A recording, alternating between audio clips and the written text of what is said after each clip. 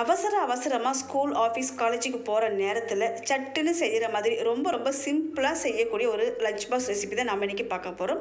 Welcome to Maha recipe. இன்றைக்கி நம்ம கிச்சனில் பார்க்க போகிறது கேரட் பச்சை பட்டாணி யூஸ் பண்ணி செய்யக்கூடிய ஒரு ரைஸ் தான் செய்ய போகிறோம். சாதம் தனியாக வடிச்சிட்டு கிளறாமல் ஒரே ஒரு விசில் கொடுத்து அதுவும் குக்கரில் உதிரியாக செய்ய போகிறாங்க. மீடியம் சைஸில் 2 கேரட் தோலை சீவிட்டு இந்த மாதிரி பொடிசாக கட் பண்ணி எடுத்துருக்கேன். இப்போ நம்ம அரிசியை ஊற போட்டு எடுத்துக்கலாம்.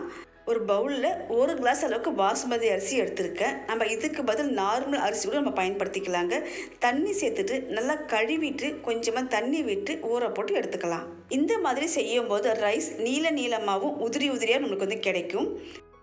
ப்ரெஷர் குக்கர் அடுப்பில் வச்சுக்கோங்க. இதில் எண்ணெய் சேர்த்துக்கலாம். இது கூடவே 1 டீஸ்பூன் அளவுக்கு கடுகு, உளுத்தம்பருப்பு, ஜீரகம் சேர்த்துக்கோங்க. இது கூட 1/4 டீஸ்பூன் அளவுக்கு சோம்பு மட்டும் சேர்த்துக்கிட்டாலே போதுங்க. இப்போ நல்லா பொரிஞ்சதுக்கப்புறம் 1 பெரிய வெங்காயம் நீல வாக்கில் ஸ்லைஸாக கட் பண்ணி எடுத்துருக்கேன். இதையும் சேர்த்துக்கலாம். காரத்துக்கு 1 பச்சை மிளகா, சிறிதளவு கருவேப்பிலை சேர்த்துட்டு நல்லா வதக்கி விட்டுக்கலாம். மசாலா ஃப்ளேவர் ரொம்ப பிடிச்சிருந்தா நம்ம கடுகு உளுத்தம்பருப்பை ஸ்கிப் பண்ணிவிட்டு நீங்கள் அதுக்கு பதில் பட்டை, லவங்கம், ஏலக்காய் சேர்த்து தாளிச்சிக்கோங்க. நான் இன்றைக்கி நார்மல் ரைஸ் மாதிரி செய்திருக்கேன். இப்போ இது கூடவே 1 டீஸ்பூன் அளவுக்கு இஞ்சி பூண்டு பேஸ்ட் சேர்த்துட்டு இஞ்சி பூண்டு பேஸ்ட்டுடைய ராஸ்மல் போகிற அளவுக்கு வதக்கி விட்டுக்கலாம். அடி பிடிக்காத அளவுக்கு நல்லா மிக்ஸ் பண்ணதுக்கப்புறம் இது கூடவே ஒரே ஒரு தக்காளி நான் பொடிசாக கட் பண்ணி எடுத்துருக்கேன். இதையும் சேர்த்துக்கலாம். தக்காளி அதிகமாக போட்டால் தக்காளி சாதம் மாதிரி வந்துடும் டேஸ்ட்டு. தக்காளி கம்மியாக சேர்த்துக்கோங்க. இப்போ இது கூடவே நம்ம பொடிசாக கட் பண்ணி எடுத்துருக்க கேரட் சேர்த்துக்கலாம்.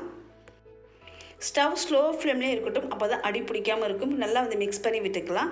கேரட் நல்லா வதங்கினதுக்கப்புறம் உப்பு தேவைக்கேற்ப சேர்த்துக்கலாம். இது கூடவே ஒரே 1 டீஸ்பூன் அளவுக்கு தனி மிளகாய் பொடி சேர்த்துக்கோங்க.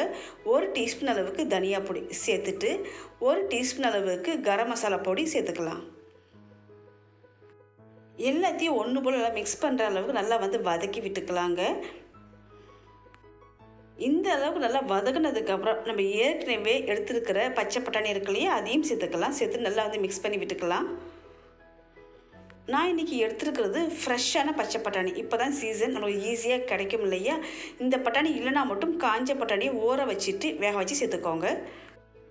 இப்போ இந்த அளவுக்கு வதக்கினதுக்கப்புறம் நம்ம ஏற்கனவே ஊற வச்சு எடுத்துக்கிற பாசுமதி அரிசி தண்ணியை இருத்துட்டு சேர்த்துக்கோங்க. ரெடி பண்ண அந்த மசாலா கூட அரிசியவும் சேர்த்துட்டு ஒரு 2 நிமிஷம் பக்கம் வதக்கிட்டு செய்கிறப்ப ரைஸ் குழையாமல் உதிரியாக நமக்கு கிடைக்கும். இப்போ இந்த ஸ்டேஜில் நம்ம தண்ணி சேர்த்துக்கலாம். நம்ம 1 கிளாஸ் அரிசி எடுத்துருந்தோம் இல்லையா, ஸோ அதனால கரெக்டாக அதே கிளாஸால் 1.25 கிளாஸ் அளவுக்கு தண்ணி சேர்த்துக்கோங்க.